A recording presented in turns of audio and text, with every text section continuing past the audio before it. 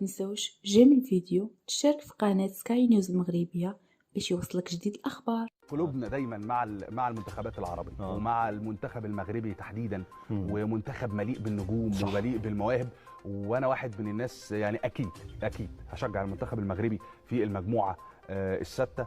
واتمنى رغم صعوبه المجموعه، وقلت لك يا كريم هم اللي في مجموعه ثانيه، انا كنت شايف ان فرصهم هتبقى اكبر بكتير. عندهم جيل واعد جدا جدا، عندهم اسماء كبيره وعندهم نجوم في كل الخطوط وعندهم اكتر من قائد في كل خط. طيب. هذا ما يميز المنتخب المغربي. هاتوا لنا قائمه واحد واحد بقى يا جماعه، عشان ده قائمه المنتخب المغربي فهناخدها على المهل. اسماء كبيره قوي، واحده واحده من حراسه المرمى. اتفضل بقى يا استاذ جمال. عرفنا.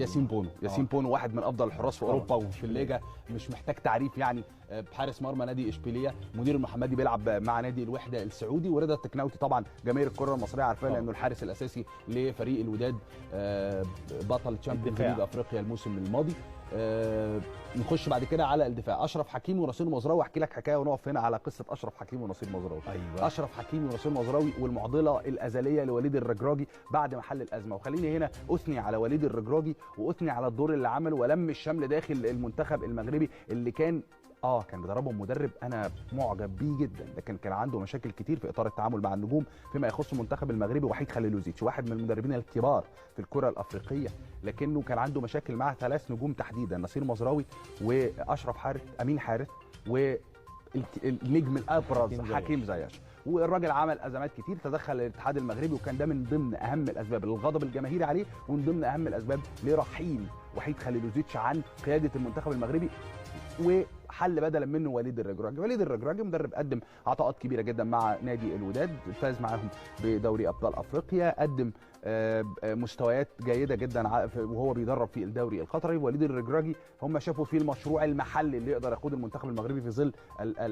الوقت الحرج اللي بتمر بيه الكره المغربيه قبل كاس العالم وبعد خروجهم امام المنتخب المصري في بطوله افريقيا مستهل العام الحالي.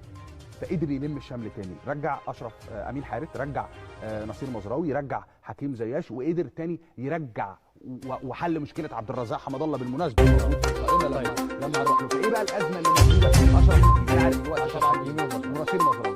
في ازمه كبيره عند وليد الرجراجي. 2 لعيبه كبار جدا، واحد بيلعب في بايرن ميونخ وواحد بيلعب في البي اس جي، 2 لعيبه مؤثرين جدا. الراجل عايز يستعين بالاثنين وفي نفس الوقت عنده مشكله في الظهير الايسر، يستعين بمين في الاثنين؟ ولازم يلعب بالاثنين فجيت مباراه تشيلي مباراه وديه وراح ملاعب اشرف حكيمي في الباك ليفت ولاعب نصير مزراوي في الباك رايت. الاثنين بالمناسبه بيلعبوا في المركز الظهير الايمن.